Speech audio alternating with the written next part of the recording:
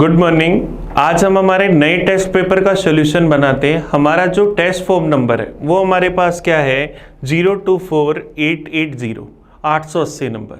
इसके हम मैथ्स के पूरे 25 क्वेश्चंस का एनालाइज करते हैं। तो चलिए करते हैं आज की वीडियो को स्टार्ट आज के पहले क्वेश्चन से। पहला क्वेश्चन ये रहा हमारी स्क्रीन पर। हमें कह रहा है यदि 847 into 385 into 675 into 3025 equal to this, तो ए बी माइनस में सी डी इसका मान बताना है कि क्या होगा। चलिए कोशिश करते हैं।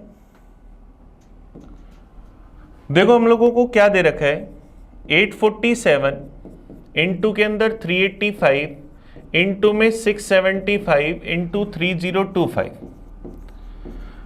इक्वल है 3 की पावर ए, 5 की पावर बी और 7 की पावर सी इंटू 11 की पावर डी। तो हमें सबको इनको क्या करना पड़ेगा, प्राइम नंबर्स की टर्म में तोड़ना पड़ेगा। अगर मैं 847 के फैक्टर करूं तो इसमें सबसे पहले मैं 7 का भाग दे दूं, तो 7 का भाग चला जाएगा 121 पर। फिर ये क्या जाएगा 11 से डिवाइड करूंगा तो 11 से।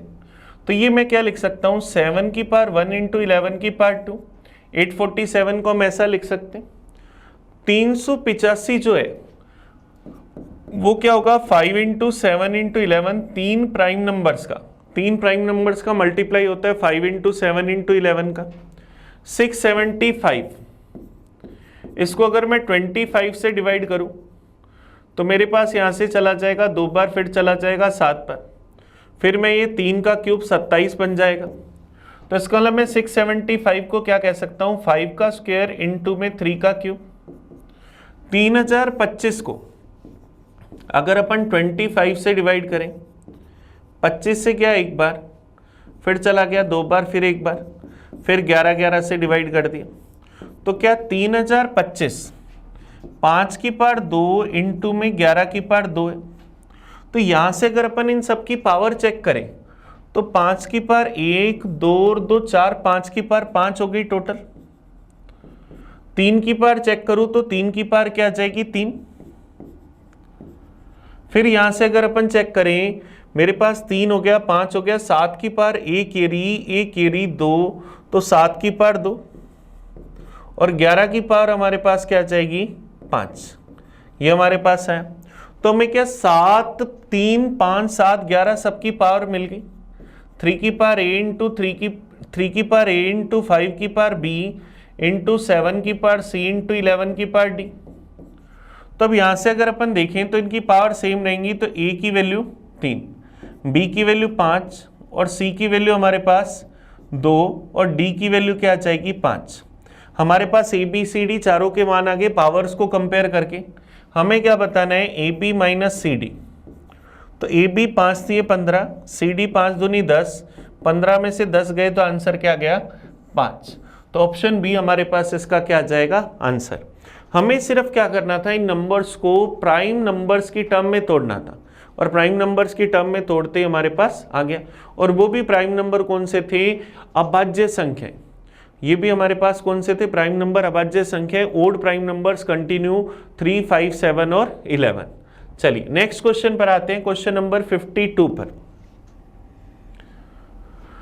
हमें कह रहे हैं अप्रैल 2019 में दिनेश ने 7 लाख रुपए की एक नई कार खरीदी। अप्रैल 2022 में इसके मूल्यह्रास लागत पर बेच दी। पहले साल मूल्यह्रास की दर 20%, दूसरे साल 15% और उसके बाद प्रत्येक वर्ष के लिए 10% है। तो विक्रय मूल्य के रूप में दिनेश को कितनी धनराशि मिली हम लोगों को ये बताना है। इन अप्रैल 2019 Dinesh purchase a new car for ₹7 lakh. सबसे पहले उसने 7 लाख रुपए में एक कार खरीदी। उसने इसको क्या करा, सबसे पहले साल का डेप्रीशिएशन 20% है, इसका 20% का 1,40,000।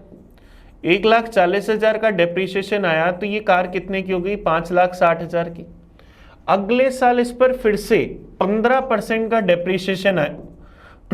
इसका अगर अपन 15% निकालें तो 10% क्या आ जाएगा 56,000, 5% क्या आ जाएगा 28,000।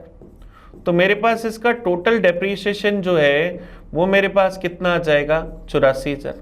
84,000 इस पर डेप्रीशिएशन आ गया तो ये कार 5,60,000 में से अगर अपन 84,000 घटा दें तो ये कार उसके पास कितने की हो जाएगी 4,76,000 रुपए की, 4,76,000 रुपए की।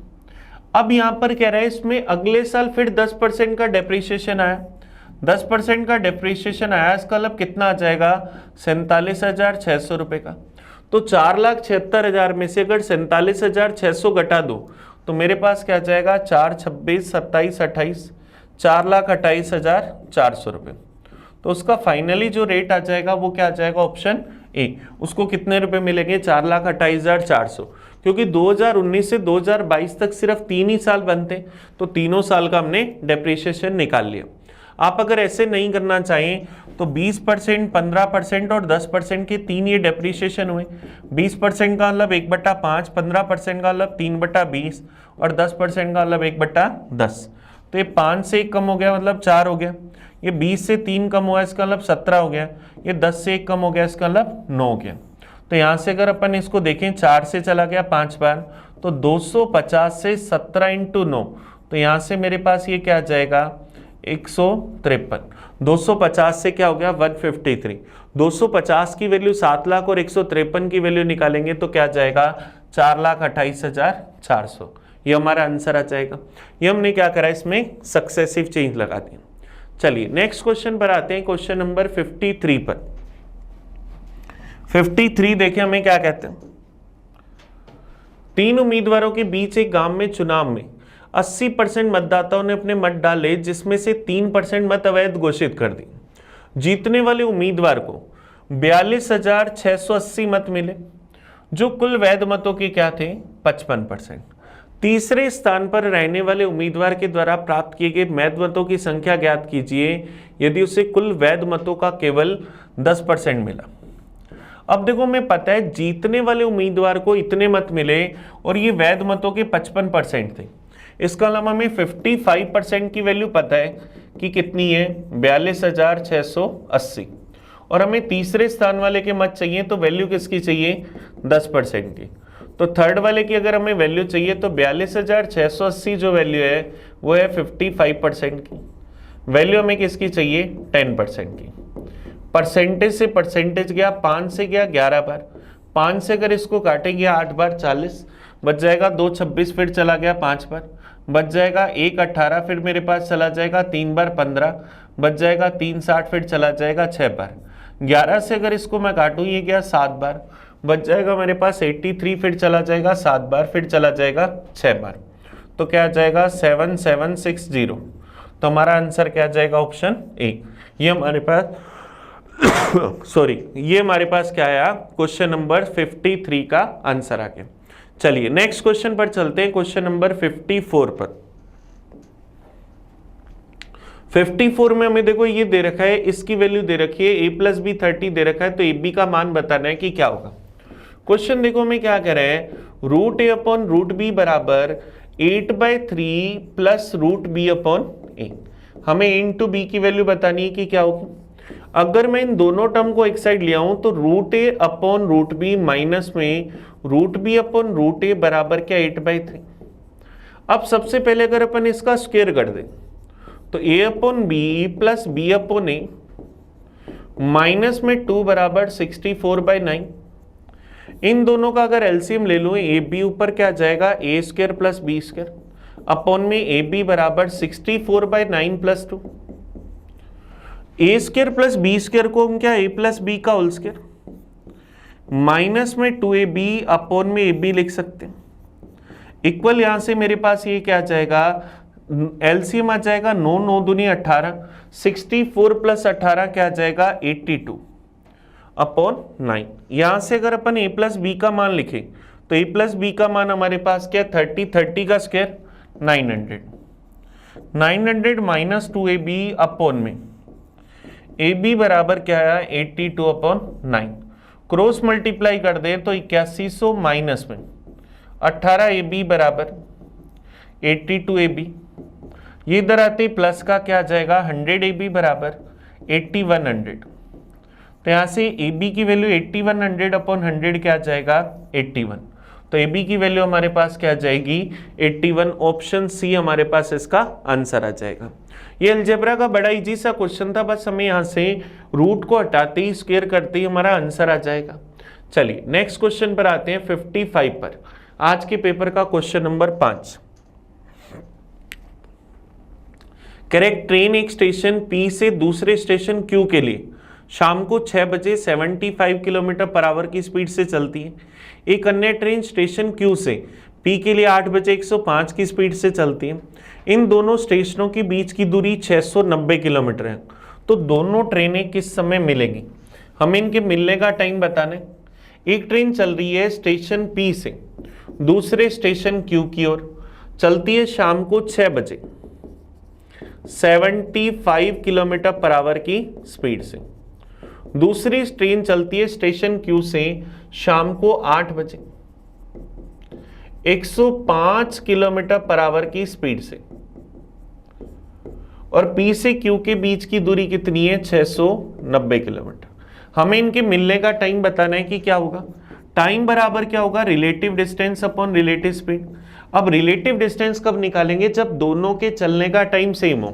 तो 6 बजे वाले को अपन 8 बजे तक चला दें, 8 बजे तक चलाएं तो 2 घंटा चलाएं तो 75 की स्पीड से 2 घंटे में कितना चलेगी, 150 किलोमीटर। 690 में से अगर हमारी ट्रेन 150 किलोमीटर चल गई तो दोनों के बीच की दूरी कितनी बची, 540। रिलेटिव स्पीड दोनों अपोजिट डायरेक्शन में जा रहे हैं तो दोनों की स्पीड का टोटल 75 प्लस 105 180, तो 540 बाई 180 क्या आ जाएगा, 3 आवर्स। तो कितना टाइम लगेगा, 3 घंटे। 3 घंटे कितने बजे के बाद में, 8 बजे के बाद में। 8 बजे में अगर अपन 3 घंटे ऐड कर दें तो दोनों ट्रेनें कितने बजे मिलेगी, 11 बजे। ये हमारा आंसर आ जाएगा ऑप्शन सी। ऑप्शन सी हमारे पास इस 55 का आंसर आ गया। चलिए नेक्स्ट क्वेश्चन पर चलते हैं, क्वेश्चन नंबर 56। 56 ये रहा हमारी स्क्रीन पर। देखो 56 हमारे पास क्या है, डीए का क्वेश्चन।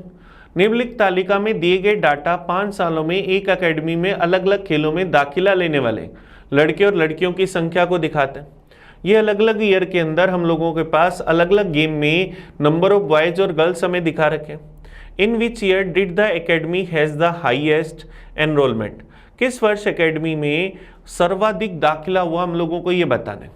चलिए कोशिश करते हैं, मैक्सिमम हमें बताना है कि कौन से साल में हुआ।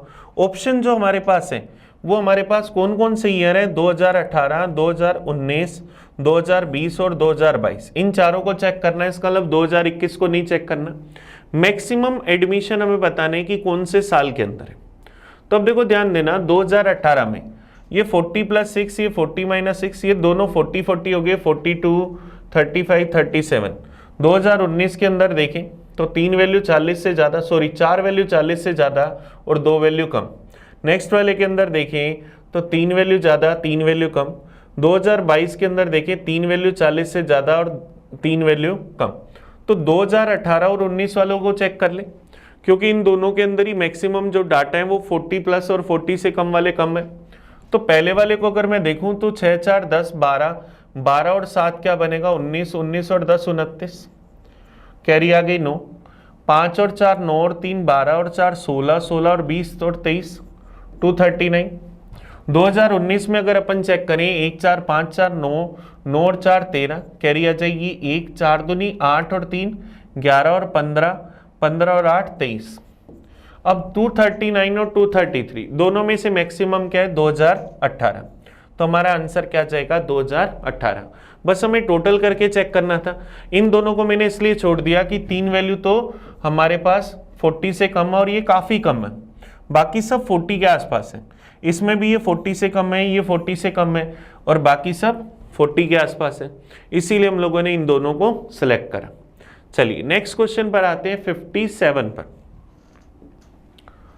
हमें कह रहे एक समांतर चतुर्भुज का परिमाप 48 सेंटीमीटर है। समांतर चतुर्भुज की हाइट 6 है और इसकी आसन भुजा की लंबाई 8 है। तो हमें इसका एरिया हमें बताना है कि क्या होगा। चलिए कोशिश करते हैं कि हमारे पास क्या है, पैरेललोग्राम है जिसका पेरीमीटर हमारे पास क्या है, 48 सेंटीमीटर, ये हमारे पास है। हमें इसकी हाइट दे रखी है 6 सेंटीमीटर और बाकी ये जो दूसरी भुजा है वो क्या है, length of adjacent side 8 centimetre, ये 8 8 है। तो ये दोनों 8 8 16, टोटल पेरीमीटर 48 में से अगर मैं ये 16 घटा दूं तो बचा कितना, 32। तो 32 दोनों में डिवाइड कर दो तो 16 और 16, तो हमारे पास इसका एरिया क्या आ जाएगा, बेस इंटू हाइट। तो बेस कितना 16, हाइट कितनी 6, 16 इंटू 6 क्या आ जाएगा 96। तो 96 हमारे पास इसका आंसर आ जाएगा। ऑप्शन डी हमारा आंसर आया। चलिए नेक्स्ट क्वेश्चन पर चलते हैं, क्वेश्चन नंबर 58 पर। 58 देखो हमें क्या कह रहे हैं, अली, अवतार सिंह और अशोक मिलकर एक काम को 8 दिन में कर सकते हैं। अली अकेला इस काम को 20 दिन में, अवतार सिंह इस काम को 24 दिन में, तो अशोक अकेला इस काम को कितने दिन में कर सकेगा। चलिए कोशिश करते हैं। हम लोगों के पास अब देखो तीनों के नाम ए से हैं, तो मैं अली को ए बोल देता हूँ, अवतार को बी बोल देता हूँ और अशोक को सी बोल देता हूँ। तो हमें अशोक का सी का बताना है कि काम कितने समय में करेगा। हमें पता है तीनों मिलकर इस काम को कितने समय में करते हैं, 8 दिन में। ए अकेला इस काम को करता है 20 दिन में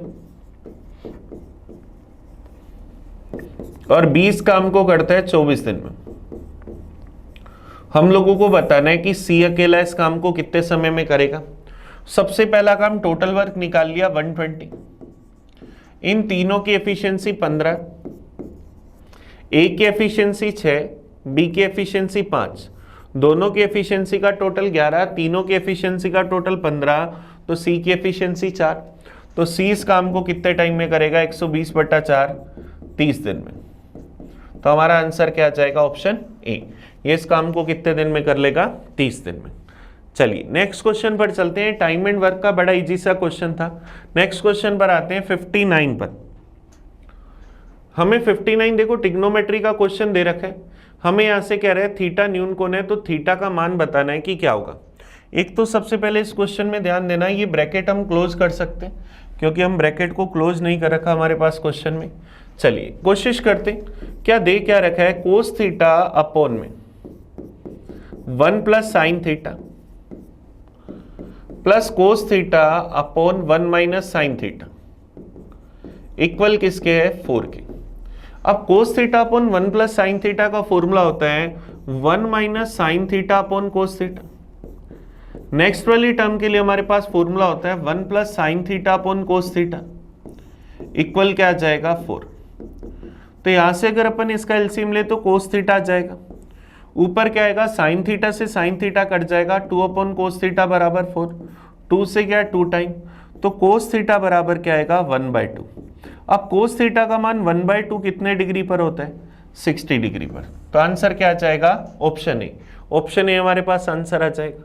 और किसी को इससे अगर ये वाली टर्म नहीं बनानी आती तो डायरेक्ट इसका एलसीएम लेकर सोल्व करेगा, तब भी आंसर यही आएगा। ये सिर्फ जिनको फॉर्मूले याद होते हैं वो इस तरह से लिख लेते हैं। चलिए नेक्स्ट क्वेश्चन पर आते हैं, क्वेश्चन नंबर 60 पर। आज के पेपर का क्वेश्चन नंबर 10। यदि 9 अंकों की संख्या 99 से डिवाइड है तो हमें इसकी वैल्यू बतानी है कि क्या होगी, और x प्लस वाई दे रखा है 10 से छोटा है। अब 99 से डिवाइड है, 99 का मतलब 9 और 11 दोनों के रूल चाहिए। हमारा 9 डिजिट का जो नंबर है वो हमें क्या दे रखा है, 4x 92y 6588।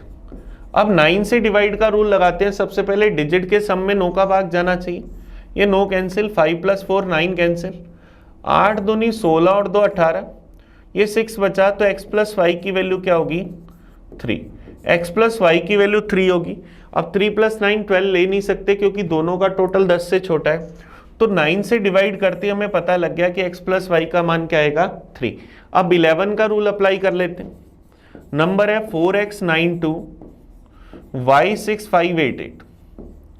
11 का रूल अप्लाई करें तो 8 और 5 13, 13 + y 22 + y 22 + y + 4 26 + y।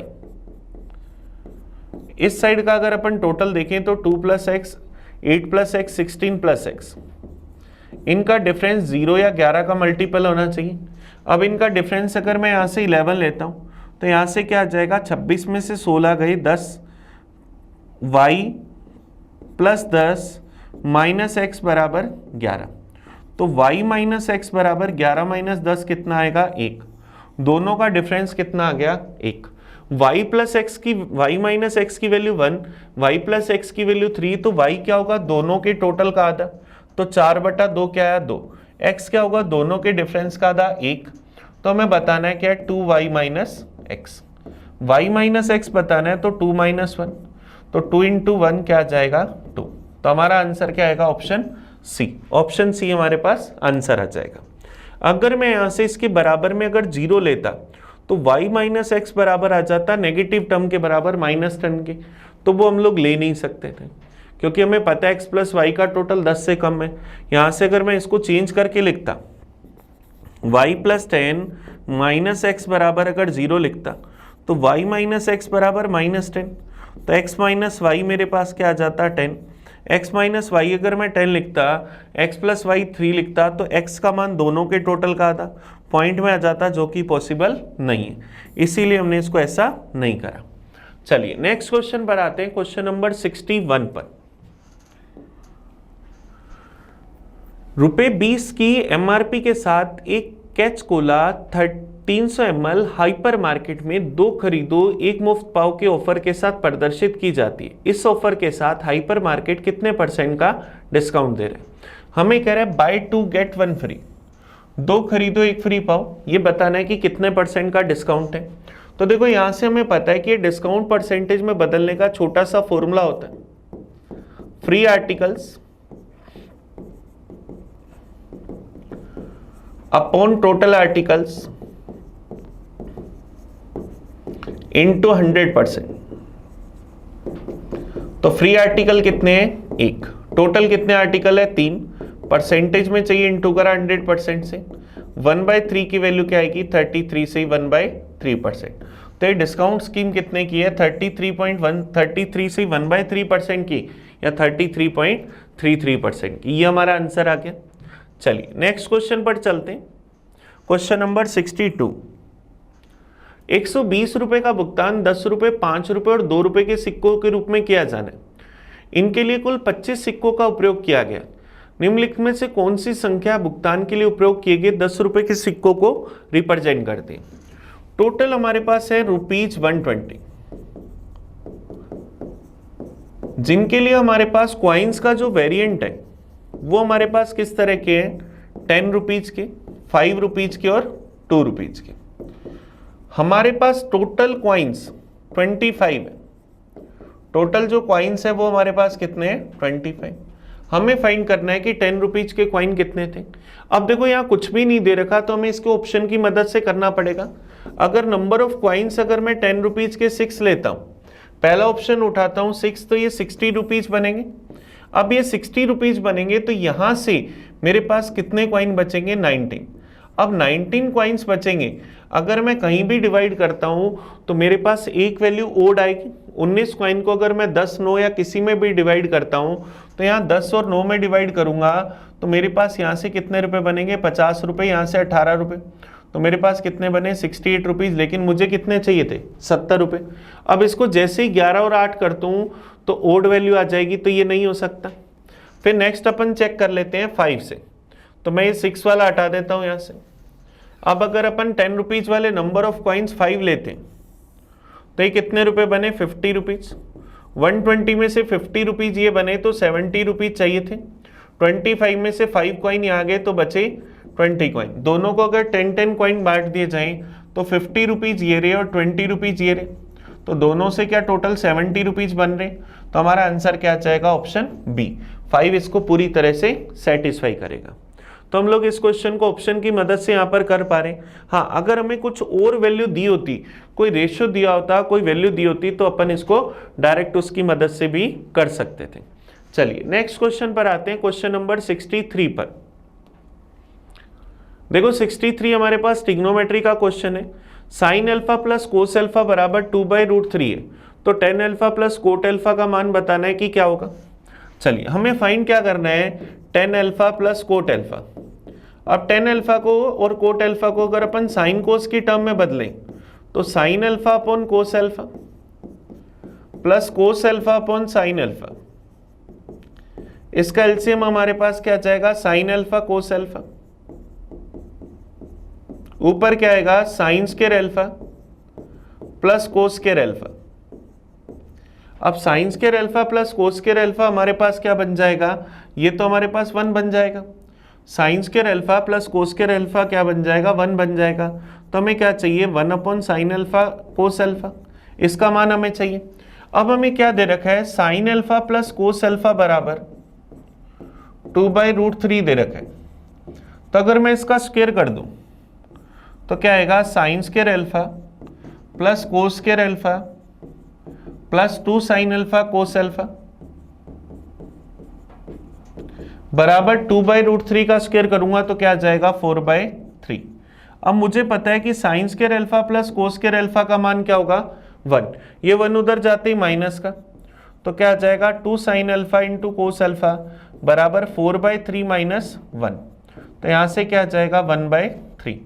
अब 2 साइन अल्फा कोस अल्फा की वैल्यू मेरे पास 1/3, तो यहाँ से sine alpha into cos alpha की value, sine alpha into cos alpha की वैल्यू क्या आ जाएगी, 1/6। अब ये वैल्यू अगर मैं यहाँ पर 1/6 रख दूं तो 1 अपॉन 1/6, तो ये 6 कहाँ जाएगा, ऊपर। तो हमारा आंसर क्या जाएगा, 6, ऑप्शन सी। अब जैसे हमें जो फाइंड करना था उसको सोल्व करते ही हमें पता लग गया sign alpha into cos alpha चाहिए, और हमें जो टर्म दे रखी थी हमने उसको sign alpha into cos alpha की टर्म में बना लिया। चलिए नेक्स्ट क्वेश्चन पर आते हैं, क्वेश्चन नंबर 64 पर। 64 देखो हमें क्या कह रहा है, निम्नलिखित में से ए और बी के किन मानों के लिए दिए गए समीकरण के कोई हल नहीं है। दो हमें इक्वेशंस दे रखी, x माइनस ए वाई बराबर 2 माइनस ए, और सेकेंड इक्वेशन हम लोगों को दे रखी 1 माइनस ए इंटू एक्स प्लस 6y बराबर a प्लस बी। तो यहां से क्या होगा, 1 अपॉन 1 माइनस ए माइनस ए अपॉन 6, ये आपस में बराबर नहीं होने चाहिए। हमें पता है कि अगर निम्नलिखित समीकरणों का कोई हल नहीं है, ये दोनों बराबर नहीं होते, तब तो हमारे पास यूनिक सॉल्यूशन होता। हमें यहाँ पर चाहिए कोई हल नहीं है, तो ये दोनों बराबर हो लेकिन इक्वल नहीं हो 2 माइनस ए अपॉन ए प्लस बी के, ऐसा हम कह सकते हैं। तो अगर मैं इन दोनों को बराबर ले रहा हूँ, यहाँ से अगर मैं क्रॉस मल्टीप्लाई कर दूँ तो क्रॉस मल्टीप्लाई करूँ इन दोनों को सोल्व करके, तो 6 बराबर माइनस ए इंटू 1 माइनस ए, तो 6 बराबर माइनस ए प्लस ए स्क्वायर। तो क्या आएगा, ए स्क्वायर माइनस ए माइनस 6 बराबर 0। ये हमारे पास क्या क्वाड्रेटिक इक्वेशन बन गई। यहाँ से -1 की ऐसी दो वैल्यू जिसका टोटल -1 और मल्टीप्लाई क्या हो प्लस का 6, सॉरी माइनस का 6, तो माइनस का 3 और प्लस का 2, ये दो टुकड़े बन जाएंगे। तो ए की वैल्यू क्या आएगी, 3 या -2। अब ए की वैल्यू अगर मैं यहाँ पर 3 रखता हूँ, तो ए की वैल्यू 3 रखता हूँ तो मेरे पास क्या आएगा, 1 अपॉन 1 माइनस 3 -2, फिर क्या आएगा 3 अपॉन 6 -1 अपॉन 2, ये बराबर आ रहे हैं। इसका मतलब ए की वैल्यू 3 इसको सेटिस्फाई कर रही है। अब यहाँ से अगर मैं इसको -2 रखता हूँ, -2 अगर मैं रखता हूँ तो मेरे पास क्या आएगा, -2, तो ये बनेगा 1 + 3। मेरे पास क्या बनेगा, 1 upon 1 minus into minus plus 2, minus into minus plus 2 upon 6। तो ये दोनों 1/3 बन रहे, बराबर बन रहे। इसका मतलब ए का मान या तो 3 होगा या मेरे पास -2 होगा। अब ए का मान 3 से रिलेटेड ये दो ही ऑप्शन दे रखे, ए का मान 3 से रिलेटेड हमें दो ही ऑप्शन दे रखे, तो हमें ये -2 को तो चेक करने की जरूरत ही नहीं है, इसको तो इग्नोर कर दो क्योंकि हमारे पास कोई ऐसा ऑप्शन ही नहीं है। अब हमें बी की वैल्यू चाहिए, तो यहाँ से अगर अपन ए की वैल्यू 3 रख रहे हैं तो ये आया, तो क्या आया, माइनस का 1/2 बराबर नहीं होना चाहिए किसके, 2 माइनस ए, 2 माइनस 3 अपॉन में a प्लस बी, ए की जगह 3 रखा तो 3 + b, तो -1/2 बराबर नहीं होना चाहिए -1 अपॉन 3 + b के। -1 से -1 कट गया, इसका मतलब 2 बराबर नहीं होना चाहिए 3 + b के, तो b किसके बराबर नहीं होना चाहिए, इसको इधर लाए -1 के।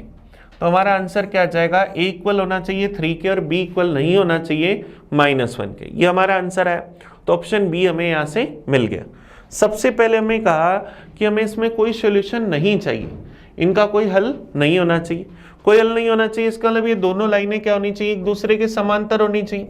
और जब लाइनें समांतर होती हैं तो a1 अपॉन a2 इक्वल होता है b1 अपॉन b2 के, लेकिन बराबर नहीं होता c1 अपॉन c2 के। तो इसका यूज करके हमने यहाँ से a का मान निकाला और a का मान रखकर b का मान निकाल लिया।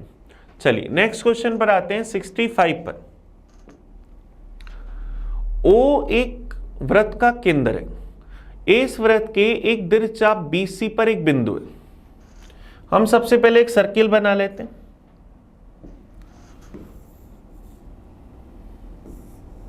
ये हम लोगों ने एक सर्किल बना लिया। हम लोगों को पता है कि O इसका सेंटर है। हमें कह रहे हैं ए जो बिंदु है इसके दीर्घचाप BC पर, यहां पर अपन एक लघुचाप BC ले लेते हैं, तो यहां कहीं कोई बिंदु A होगा। हम लोगों को क्या दे रखा है, एंगल BOC और BAC लघुचाप BC के द्वारा केंद्र और परिधि पर बनाए गए कोण है। BC के द्वारा सेंटर पर बनाया गया कोण BOC और परिधि पर बनाया गया कोण BAC। हमें पता है ABO बराबर 40 डिग्री। ABO ये वाला एंगल कितना है, 40 डिग्री। ACO ये वाला एंगल कितना है, 30 डिग्री। तो हमें क्या करना है, एंगल BOC बताना है कि क्या होगा। चलिए कोशिश करते। अगर मैं इसको यहां से मिला दूं तो क्या OA, OB और OC बराबर होगी। सर्किल के सेंटर से सरकमफ्रेंस तक की दूरी बराबर होती है। ये 30 डिग्री तो ये वाला एंगल भी 30 डिग्री, ये 40 डिग्री तो ये एंगल भी 40 डिग्री। इसका मतलब कंप्लीट ए एंगल 30 + 40 70 डिग्री और वो 70 डिग्री तो ये कितना 140 डिग्री। तो हमारा आंसर क्या आ जाएगा, ऑप्शन बी 140 डिग्री हमारे पास इसका आंसर आ जाएगा। सबसे पहले हमें ये छोटे छोटे एंगल दिए, इसकी मदद से हमने ये पूरा एंगल निकाल लिया। चलिए नेक्स्ट क्वेश्चन पर आते हैं 66 पर। यदि एक शिल्पकार एक मेज को 1300 रुपए में बेचता तो उसे 35% की हानि होती है। 30% लाभ अर्जित करने के लिए वैसे किसी रेट में बेचे। ये प्रॉफिट लॉस का बड़ा इजी सा क्वेश्चन है। मान लिया कि टेबल का कॉस्ट प्राइस अपने आप में 100%, इनिशियली उसे क्या हो रहा था, 35% लॉस हो रहा था। 35% लॉस हो रहा था तो इनिशियली उसका सेलिंग प्राइस क्या होगा, 65%। अब वो कह रहे हैं कि हमें इस पर कितना प्रॉफिट चाहिए, 30% का। तो सेलिंग प्राइस कितना होगा, 130%। इनिशियली सेलिंग प्राइस 65% की वैल्यू 1300 रुपये, 65% की वैल्यू हमारे पास 1300 रुपये, और हमें वैल्यू किसकी चाहिए, 130% की। तो 130% की वैल्यू निकाल लेते। 1300 की वैल्यू 65%, वैल्यू हमें चाहिए 130% की। परसेंटेज से परसेंटेज गया, 65 से ये चला गया 2 बार, 1300 को डबल करा क्या आ जाएगा, 2600 रुपये। तो हम इसको किस रेट में बेचेंगे, 2600 रुपये में, जस्ट पहले वाले रेट से डबल रेट पर। चलिए नेक्स्ट क्वेश्चन पर आते हैं 67 पर। 67 देखो हमें क्या करें, एक निश्चित धनराशि पर 8% की दर से 3 साल के लिए साधारण ब्याज और उसी धनराशि पर 8% की दर से 7 साल के लिए साधारण ब्याज से 9120 रुपये कम है, तो वह धनराशि बतानी है कि क्या होगी। The simple interest on a certain sum for 3 year 8% per annum is 9120 rupees less than the simple interest on the same sum for 7 year at 8%। अब देखो हमें पता है 3 साल के लिए 8% से और 7 साल के लिए भी 8% से, तो दोनों के टाइम का डिफरेंस कितना है, 4 साल। 4 साल के लिए अगर 8% से अगर अपन SI का डिफरेंस निकालें तो वो हमारे पास कितना आ जाएगा, 32%। अब 32% की वैल्यू वो क्या कह रहा है, कितने रुपए है, 9120 रुपये। हमें यहां से क्या चाहिए, वो प्रिंसिपल बताना है, तो वैल्यू किसकी चाहिए, 100% की। तो 9120 रुपये की वैल्यू 32%, वैल्यू हमें किसकी चाहिए, 100% की। परसेंटेज से परसेंटेज चला गया, इसको अगर अपन 8 से काट दे, 8 से गया 4 बार, 8 से गया 1 बार बच गया, 11 फिर चला गया 1 बार, 3 32 चला गया 4 बार। 2 से अगर अपन इसको काट दे या 4 से ही काट देते, 4 दूनी 8 बच जाएगा, 3 34, 8 3 24, मेरे पास बच जाएगा 2, 5 बार चला जाएगा, तो क्या आ जाएगा 28500। तो 28,500 रुपये उसका क्या जाएगा, प्रिंसिपल। हमारा आंसर क्या जाएगा, ऑप्शन ए। ऑप्शन ए हमारे पास 67 का आंसर आ जाएगा। चलिए नेक्स्ट क्वेश्चन पर चलते हैं, क्वेश्चन नंबर 68 पर। अब देखो ये SI का इजी सा क्वेश्चन था, कुछ भी नहीं था, 2 लाइनों में हमारा आंसर आया। क्वेश्चन आता है 68 देखो हमें क्या करे। अब देखो 68 हमारे पास क्या, अलजेब्रा का क्वेश्चन। 2x + 3y = 9 है, xy = 3 है, तो हमें 8x³ प्लस 27y³ का मान बताना है कि क्या होगा। चलिए कोशिश करते। 2x प्लस 3y बराबर 9 है, xy बराबर 3 है, हमें चाहिए 8x³ प्लस 27y³ तो हम इसको क्या 2x का होल क्यूब प्लस 3y का होल क्यूब कह सकते हैं। तो a³ प्लस b³ का फॉर्मूला क्या होता है, a प्लस b का होल क्यूब माइनस में 3a इंटू बी ब्रैकेट में a प्लस बी। अब 2x प्लस 3y की वैल्यू 9, 9 का क्यूब क्या आ जाएगा 729 माइनस में 3 3 9, 9 दूनी 18, x इंटू वाई का मान 3 और इसकी वैल्यू क्या आ जाएगी 9, तो क्या आ जाएगा 729 माइनस में 18 गुना 9 3 27। इसमें से अगर अपन 729 में इन दोनों का मल्टीप्लाई घटा दें तो 8 7 तो 56, मेरे पास 5 बच जाएगा, 7 और 16, 16 और 5 मेरे पास 12, 16 और 12 28, कैरी आ जाएगी 2, 486 घटा दूंगा तो मेरे पास यहाँ से क्या आ जाएगा 243। तो हमारा आंसर क्या आ जाएगा ऑप्शन सी।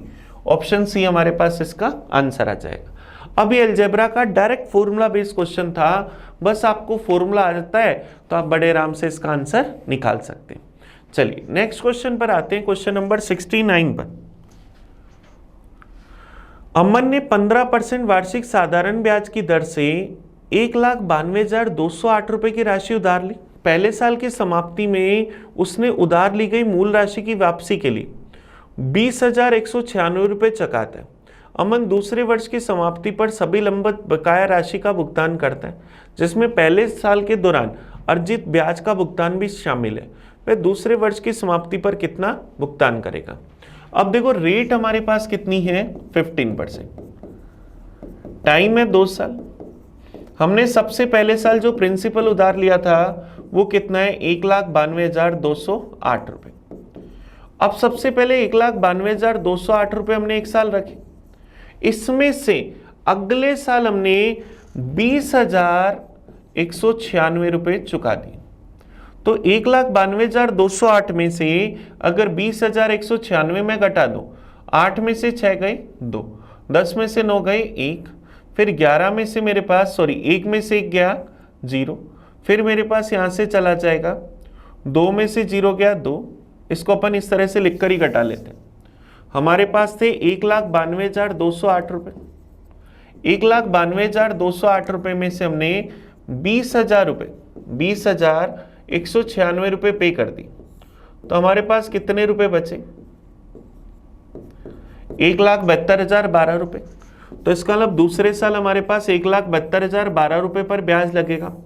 तो टोटल हमारा प्रिंसिपल कितना हो गया, टोटल हमारा प्रिंसिपल हो गया 3,64,220 रुपये, जिस पर हमें ब्याज देना है किस रेट से 15% से। टाइम क्या रहेगा 1 साल। तो यहां से इसका सिंपल इंटरेस्ट निकालें तो 3,64,220 इंटू 15 इंटू 1/100, 0 से 0 गया, 5 से गया 3 बार, ये चला गया 2 बार, 2 से इसको डिवाइड करो तो ये गया 1,8,2,1,1, 18,211 का डबल ट्रिपल करा तो मेरे पास क्या जाएगा 54,633 रुपये। तो 54,633 रुपये तो सिंपल इंटरेस्ट बना, और दूसरे साल की पेंडिंग प्रिंसिपल हमारे पास कितनी थी 1,72,012 रुपये। तो टोटल हमारी जो अमाउंट बनेगी जो हमें पे करनी होगी वो कितनी आ जाएगी,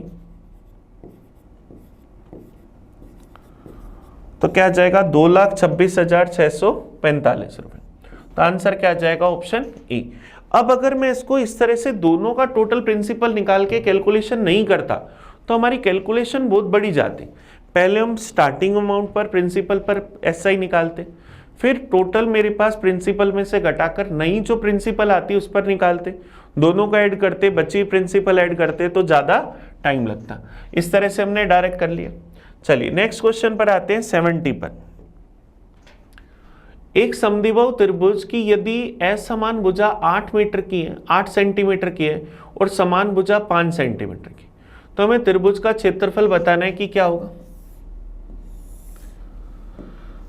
अब देखो असमान भुजाओं की लंबाई हम लोगों को क्या दे रखी है, असमान भुजा है 8 सेंटीमीटर की, समान भुजाओं की लंबाई क्या है 5। वर्टेक्स ए से अगर मैं एल्टीट्यूड ड्रॉ करूं तो इसको दो बराबर भागों में बांटेगा 4 4, ये 5 है ये 4 है, तो पाइथागोरस थ्योरम से हाइट कितनी हुई 3। तो ट्रायंगल का एरिया क्या होता है 1/2 बेस इंटू हाइट, तो बेस 8 है और हाइट कितनी है 3, तो ये क्या आ जाएगा 24/2 12 सेंटीमीटर स्क्वायर। तो हमारा आंसर क्या आ जाएगा ऑप्शन ए। ऑप्शन ए हमारे पास इसका सही आंसर आ जाएगा। चलिए ये बड़ा इजी सा क्वेश्चन था, कुछ भी नहीं करना था, सिर्फ और सिर्फ डायग्राम बनाते ही आंसर आ गया। नेक्स्ट क्वेश्चन पर आते हैं 71 पर। एक कारखाने में श्रमिकों का औसत मासिक वेतन 6,000 रुपए, 100 टेक्नीशियंस का एवरेज इनकम 12,000 है और नॉन टेक्नीशियन का एवरेज इनकम 4,000 है। तो कारखाने में काम करने वाले श्रमिकों की टोटल संख्या बतानी है कि क्या होगी। चलिए देखिए हमारे पास क्या टेक्नीशियन है, हमारे पास जो टेक्नीशियंस हैं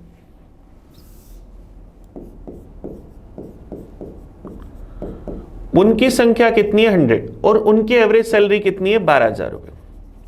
जो नॉन टेक्नीशियन है उनका नंबर हमें नहीं पता, उनकी एवरेज सैलरी हमारे पास कितनी है 4,000 और पूरी फैक्ट्री की एवरेज सैलरी कितनी है 6,000 रुपये। तो यहां से अगर अपन एलिगेशन लगा दें 6,000 में से 4,000 गया 2,000, 12,000 रुपये में से 6,000 गया 6,000, 2,000 रेशो 6,000 1:3, तो एक की वैल्यू अगर 100 है, टेक्नीशियन 100 है तो नॉन टेक्नीशियन कितने होंगे 300, तो टोटल एम्प्लॉइज 100 + 300 कितने आ जाएंगे 400। तो कारखाने में काम करने वाले टोटल कर्मचारियों की संख्या कितनी है 400 और श्रमिकों की हमें टोटल संख्या बतानी है कि क्या होगी। तो टेक्नीशियन और नॉन टेक्नीशियन दोनों ही श्रमिक हैं, तो टोटल हमारे पास क्या जाएगा 400। चलिए नेक्स्ट क्वेश्चन पर आते हैं 72 पर। अब देखो 72 हमारे पास क्या है, फिर से हमारे पास क्वेश्चन आ गया डीआई का। हमें कह रहे हैं the data of production in million of 3 type of the medicine bye 3 different companies in given below. 3 company है जो 3 अलग अलग मेडिसिन बनाती, हमें बताना क्या है which of the flowing given is the minimum production of the medicine by any company. कौन सी कंपनी जो है निम्नलिखित में से कौन सा विकल्प किसी भी कंपनी के द्वारा किसी दवा के न्यूनतम उत्पादन को दर्शाता है। अब मिनिमम प्रोडक्शन अगर अपन देखें, कह रहे कंपनी मेडिसिन जो है पी वो कंपनी ए के द्वारा, कंपनी ए ने मेडिसिन पी जो बनाई वो सबसे कम है 1125 और इससे कम कोई वैल्यू नहीं है, तो आंसर क्या आ जाएगा ए। निम्नलिखित में से कौन सा विकल्प किसी भी कंपनी के द्वारा किसी दवा के न्यूनतम उत्पादन को दिखाता है। तो कंपनी ए ने पी का प्रोडक्शन सबसे कम करा, तो पहला ही ऑप्शन हमारा आंसर हो गया। चलिए नेक्स्ट चलते हैं नेक्स्ट क्वेश्चन पर। Question number 73। ट्रायंगल PQR और SQR दोनों एक ही बेनिस्ट आधार QR पर समद्विबाहु त्रिभुज है, इस प्रकार से है कि P और S QR की दिशा में स्थित है। QSR 60 डिग्री, QPR हमारे पास 100 डिग्री, तो SRP का मान हमें बताना है कि क्या होगा। अब QR बेस पर हमारे पास ट्रायंगल है, हमारे पास QR बेस पर समद्विबाहु त्रिभुज है, तो ये हमारे पास क्या हुआ QR बेस हो गया, QR हमारे पास बेस हो गया। हम लोगों को QSR ये पॉइंट S मान लो, तो ये एंगल कितना दे रखा है 60 डिग्री। एक यहाँ पर हमारे पास ट्रायंगल हो गया समद्विबाहु त्रिभुज जिसमें एंगल हमें ये पॉइंट P दे रखे, ये हम लोगों को एंगल कितना दे रखा है QPR 100 डिग्री। हमें कह रहे हैं triangle PQR and SQR both isosceles triangle on a common base such that P and S lies on the same side of QR. If angle QSR equal to 60 degree, QPR is equal to 100 degree, then find the angle SRP. SRP ये वाला कोण हमें बताना है कि क्या होगा। अब ये 100 डिग्री है, ये 100 डिग्री है, तो ये टोटल 180 होता है, तो ये कितना 40 डिग्री और ये भी कितना होगा 40 डिग्री। ये 60 डिग्री, तो ये पूरा कितना, ये मेरे पास 60 डिग्री और ये भी 60 डिग्री, तो ये 60 डिग्री, ये 40 डिग्री, तो ये कितना हुआ 20 डिग्री। तो हमें जो आंसर पूछ रहा है वो हमारा आंसर क्या जाएगा 20 डिग्री। ये हम लोगों ने बना लिया, बस डायग्राम बनाया और आंसर आ गया। हम लोगों को ये 60 है, ट्रायंगल के तीनों अंत कोणों का योग 180 डिग्री, 180 में से 60 गया 120 बचा, तो दोनों बराबर 60 डिग्री के। सेम ऐसे ये दोनों 40 डिग्री के, तो 60 में से 40 घटा दिया तो 20 डिग्री। चलिए नेक्स्ट क्वेश्चन पर आते हैं 74 पर। एक धनराशि को ए बी सी के बीच में इस रेशो में बांटा गया, सी का हिस्सा बी के हिस्से से 300 रुपए अधिक है, तो ए को बी से कितनी अधिक धनराशि मिली हम लोगों को ये बताना है। हमारे पास ए बी सी तीनों के बीच जो प्रिंसिपल बांटा गया उसका रेशो क्या है 3:2:5 है। हमें कह रहे हैं सी का हिस्सा बी के हिस्से से 300 रुपए अधिक है, दोनों का डिफरेंस कितना है 3 की वैल्यू 300 रुपए, तो ए को बी से कितनी धनराशि अधिक मिली, दोनों का डिफरेंस कितना है 1, तो 3 की वैल्यू 300 रुपए, तो 1 की वैल्यू 100 रुपए, तो ए को बी से कितनी अधिक धनराशि मिली 100 रुपए। ये हमारे पास 74 का आंसर आ गया। नेक्स्ट क्वेश्चन देखते हैं 75, ये पेपर का लास्ट क्वेश्चन। अब देखो 75 हम लोगों को क्या दे रखा है, इसको हमें सिंप्लीफाई करना है कि क्या होगा 0.01 plus 0.68 into 0.68 plus 0.22 into 0.22 plus 0.044 plus 0.136 plus 0.44 into 0.68, ये हम लोगों को दे रखे। अब देखो इस डाटा को देखकर मुझे ऐसे लग रहा है ये 0.1 का स्क्वायर है, ये 0.68 का स्क्वायर है, ये 0.22 का स्क्वायर है, तो a square plus b square plus c square दिख रहा है, तो प्लस क्या आएगा 2a into b plus next वाली टर्म हमारे पास क्या आएगी 2b इंटू सी, तो क्या जाएगा 0.1 इंटू 0.68 और नेक्स्ट हमारे पास क्या है 2 इंटू 0.22 इंटू 0.68। तो ये क्या बन रहा है formula a square plus b square plus c square plus 2ab plus 2bc plus 2c, तो ये क्या बनेगा a plus b plus c का होल स्क्वायर। तो इन तीनों का होल स्क्वायर का अगर मैं सम निकालूंगा तो मेरे पास यहाँ से क्या जाएगा 68, 70, 90 और 1, तो 1 का स्क्वायर आंसर क्या जाएगा 1, तो हमारा आंसर क्या जाएगा ऑप्शन बी, ये हमारे पास इसका आंसर है। तो चलिए आज हमने क्या करा, मैथ्स के पूरे 25 क्वेश्चंस का एनालाइज करा, तो आप इस वीडियो को अच्छे से देखना, किसी भी क्वेश्चन में कोई डाउट हो तो मुझे बताना कमेंट करके, ताकि मैं उसका आपको रिप्लाई दे सकूं। चलिए तो हम मिलेंगे अगले पेपर में नई पेपर के सॉल्यूशन के साथ, तब तक पढ़ते रहें। Thank you. मैं आपका अपना प्रिंस।